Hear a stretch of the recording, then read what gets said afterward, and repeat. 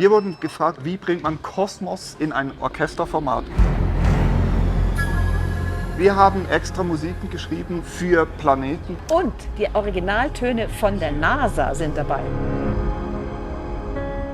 Wir dachten, wir könnten die Planeten auch tatsächlich klingen lassen. Also haben wir die Originaltöne, die von der NASA hörbar gemacht wurden, in unsere Kompositionen integriert.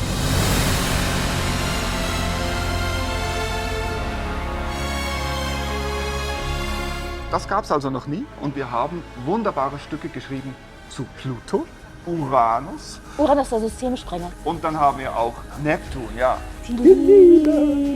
Und dann haben wir selbstverständlich Mama Gaia, Planet Erde. Und diese Frequenzen werden wir spüren in unseren physischen Körpern. Das ist Kosmos und Orchester. Ja. Give me five. Give me five.